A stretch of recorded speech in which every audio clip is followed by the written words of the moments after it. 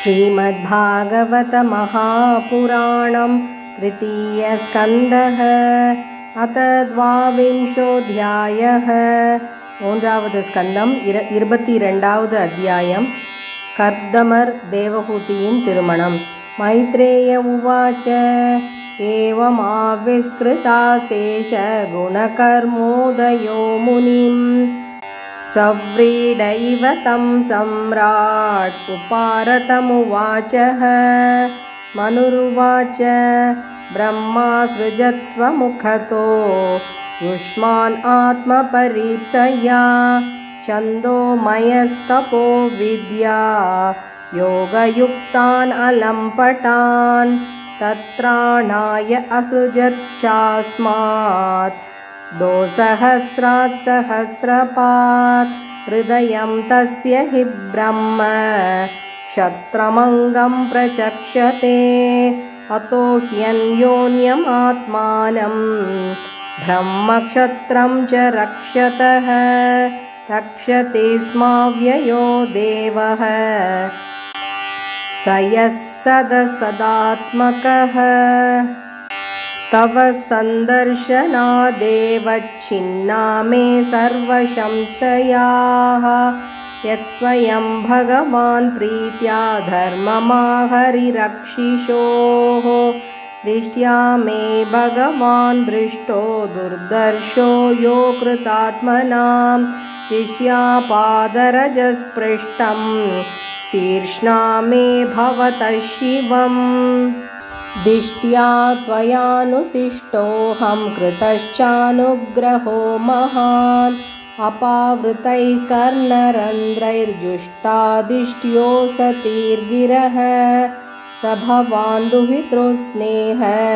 परिक्लिष्टात्मनो मम श्रोतुमर्हसि दीनस्य श्रावितं कृपया मुने प्रियव्रत उत्तानपदो स्वसेयं दुहिता मम अन्विच्छति पतिं युक्तं वयशीलगुणादिभिः यदा तु भवतः शील सुतरूपवयो गुणान् अशृणो नारदादेशा त्वय्यासीत् कृतनिश्चया तत्प्रतीच्य द्विजाग्रे मां श्रद्धयोपहृतां मया सर्वात्मानानुरूपां ते गृहमेधिषु कर्मसु उद्यतस्य हि कामस्य प्रतिवादो न शस्यते अपि निर्मुक्तसङ्गस्य कामरक्तस्य किं पुनः य उद्यतं मनादृत्य कीनाशम् अभियाचते क्षीयते तद्यशस्फीतं मानश्चावज्ञया हतः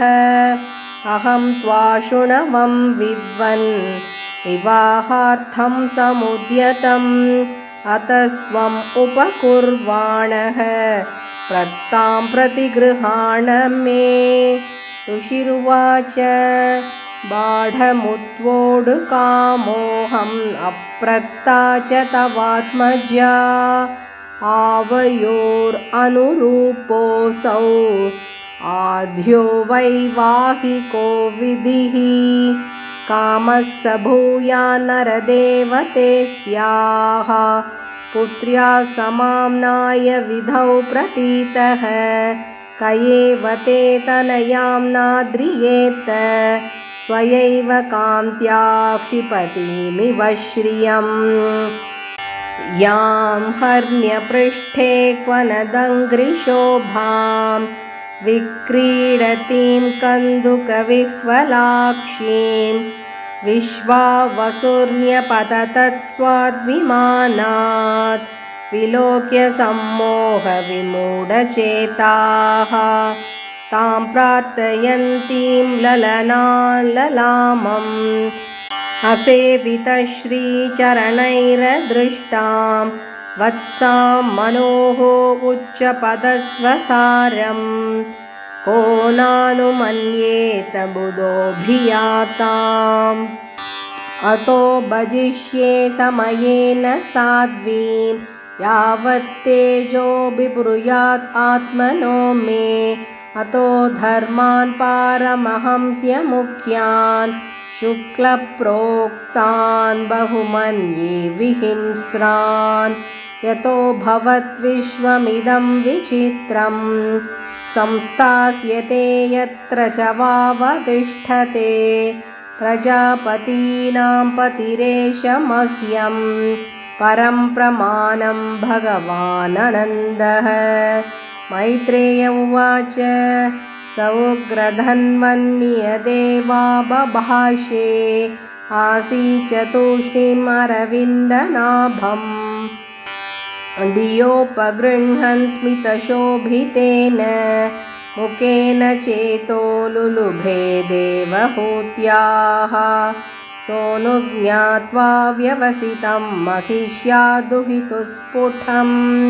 तस्मै गुणगणाढ्याय ददौ तुल्यां प्रहर्षितः शतरूपा महाराज्ञी पारिबर्हान् महाधनान् दम्पत्योः पर्यदात् प्रीत्या भूषावासपरिच्छदान् रत्तां दुहितरं सम्राट् सदृक्षाय गतव्यतः उपगुह्य च बाहुभ्याम् औत्कण्ठ्योन्मदिताशयः अशक्नुवंस्तद्विरहं मुञ्चन् बाष्पकलां मुहुः आसिञ्चदम्बवत्सेति नेत्रो दैर्दुहितुशिखाः आमन्त्र्य तं मुनिवरम् अनुज्ञातः सहानुगः प्रतस्थे रथमारुह्य सभार्यस्वपुरं नृपः उभयोरुषिकुल्यायाः सरस्वत्यासुरोधसोः ऋषीणाम् उपशान्तानां पश्यन् आश्रमसम्पदः तमायान्तम् अभिप्रेत्य ब्रह्मावर्तात् प्रजाः पतिं गीतसंस्तुतिवादित्रैः प्रत्युदीयुः प्रहर्षिताः बर्हिष्मती नाम पुरी सर्वसम्पत्समन्विता न्यपतन् यत्र रोमाणि यज्ञस्याङ्गं विधुन्वतः कुशास्काशास्तये वासन् शश्वद्गरितवर्चसः ऋषयो यैः पराभाव्य यज्ञान् यज्ञमीजिरे कुशकाशमयं बर्हिः आस्तीर्य भगवान् मनुः अयजत् यज्ञपुरुषं लब्धास्थानं यतो भुवम् बर्हिष्मतीं नाम विभुर्यां निर्विश्य समावसत् तस्यां प्रविष्टो भवनं तापत्रयविनाशनं सभार्यः सप्रजः कामान् बुभुजेन्याविरोधतः सङ्गीयमानसत्कीर्तिः सस्त्रीभिः सुरगायकैः प्रत्यूषेष्वनुबद्धेन हृदा शृण्वन् हरे कथाः निष्णातं योगमायासु मुनिं स्वायम्भुवं मनुं यदा भ्रंशयितुं भोगानशेकुर्भगवत्परम् अयातयामास्तस्यासन्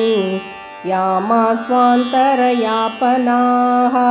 शृण्वतो ध्यायतो विष्णोः कुर्वतो ब्रुवतः कथाः स एवं स्वान्तरं निन्ये युगानाम् एकसप्ततिं वासुदेवप्रसङ्गेन परिभूतगतित्रयः शारीरामानसा दिव्या वैयासे ये च मानुषाः भौतिकाश्च कथं क्लेशा बाधन्ते हरिसंश्रयं यः पृष्टो मुनिभिः प्राह धर्मानानाविधान् शुभान् ऋणां वर्णाश्रमाणां च सर्वभूतहितः सदा एतत् आदिराजस्य मनोश्चरितम् अद्भुतं वर्णितं वर्णनीयस्य तदपद्योतयं शृणु।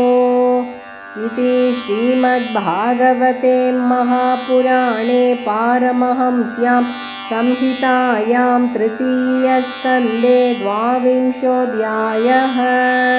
हरे नमः हरे नमः हरे नमः। गोपिका जीवनस्मरणं गोविन्द गोविन्द।